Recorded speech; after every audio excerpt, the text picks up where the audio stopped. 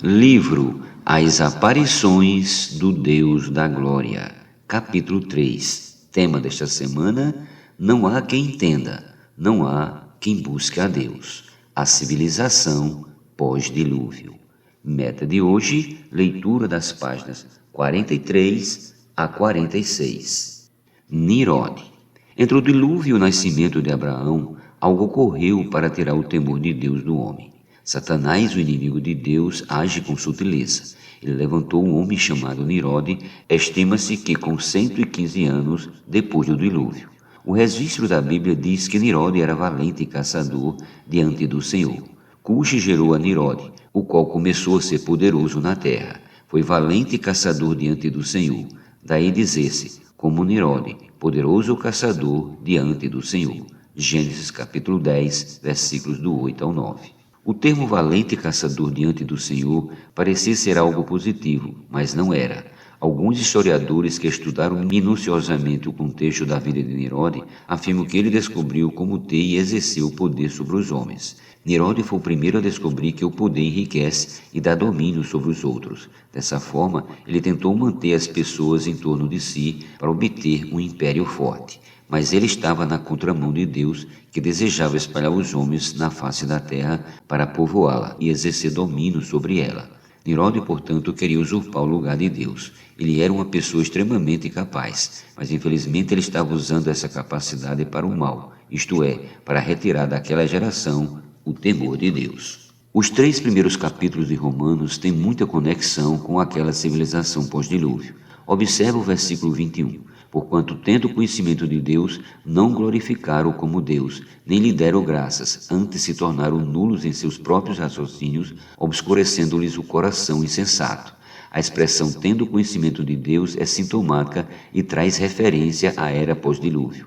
Conhecimento de Deus, no mínimo, traz temor. Naquela época todos tinham conhecimento de Deus, mas se tornaram nulos em seus próprios raciocínios. Nirode desafiou a autoridade de Deus. Ele ensinou àquela civilização a não temer ao Senhor. Pelo contrário, sua intenção era tornar célebre o nome dos homens. Gênesis 11:4. De acordo com historiadores, pouco a pouco Nirode transformou o estado das coisas numa tirania, sustentando que a única maneira de afastar os homens do temor a Deus era fazê-los continuamente dependentes do seu próprio poder. Daí surgiu a ideia da edificação da Torre de Babel, que seria construída para não correr o risco de ser atingida pelas águas de um possível novo dilúvio. Nirode assim se vingaria da destruição dos seus antepassados. A Torre de Babel era para desafiar Deus. Era como se Nirode e o povo que o seguia dissesse: Deus, nós não precisamos viver com medo de ofendê-lo. Nós temos condição de viver sem você. Nós podemos exaltar o nome do homem, porque com Nirode à frente não precisamos da presença divina.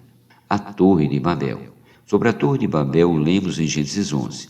Ora, em toda a terra havia apenas uma linguagem e uma só maneira de falar. Sucedeu que, partindo eles do Oriente, deram como uma planície na terra de Siná e habitaram ali. E disseram uns aos outros: Vinde, façamos tijolos e queimemo-los bem. Os tijolos servirão-lhes de pedra e o betume de argamassa. A Mesopotâmia, que é a terra de Siná, é onde ficava a Babilônia. Essa região era banhada pelos rios Eufrate e Tigre, que nascem nas montanhas da atual Turquia e ambos desembocam no Golfo Pérsico. Diferentemente de regiões como Israel e Canaã, onde havia montanhas, montes e relevos repletos de pedras lavradas de boa qualidade para a estabilização da construção. A Mesopotâmia não tinha pedras, conforme registrado em Gênesis. Eles inventaram os tijolos. As primeiras olarias e cerâmicas foram inventadas pelos mesopotâmios. Eles faziam os tijolos e os queimavam para obter resistência.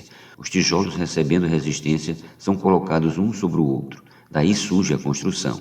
Porém, o tijolo é mais leve que a pedra e não dá estabilidade para a construção. Logo, é necessário a argamassa. Na época, a geração de Nirode tinha à sua disposição o betume proveniente do petróleo. Deus concedeu muita riqueza de petróleo nessa região.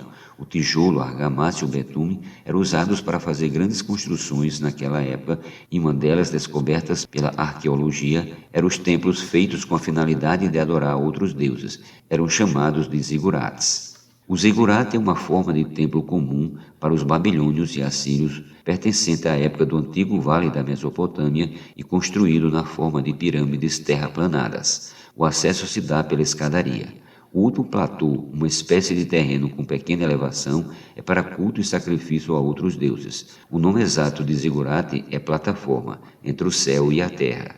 Havia zigurates por todos os lados da Mesopotâmia, pois não havia um homem na terra no tempo de Abraão que adorasse o Deus verdadeiro. Não havia um altar sequer levantado para o Deus verdadeiro. Essa era a situação espantosa da época. No versículo 4 de Gênesis 11 lemos: Disseram: Vinde, edifiquemos para nós uma cidade e uma torre cujo tope chega até os céus, e tornemos célebre o nosso nome, para que não sejamos espalhados por toda a terra. Nimrod não desejava que a humanidade se espalhasse como Deus queria. O ajuntamento lhe deu a oportunidade de obter o poder sobre as pessoas da época. O verbo em hebraico para tornar tem o sentido de fazer algo com alguma coisa já existente.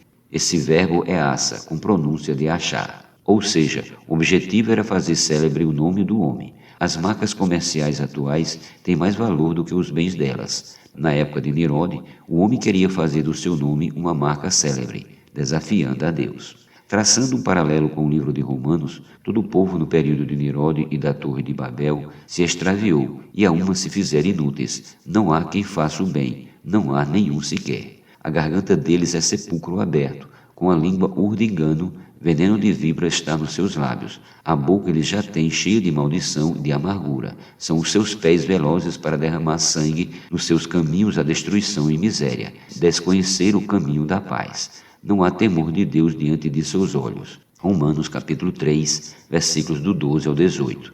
Por meio desse cenário, somos transportados para a seriedade do contexto da geração de Nimrod. É nessa situação em ambiente pagão que Abraão nasceu. E como vimos, ele ainda nascera em lá onde seu pai fabricava ídolos.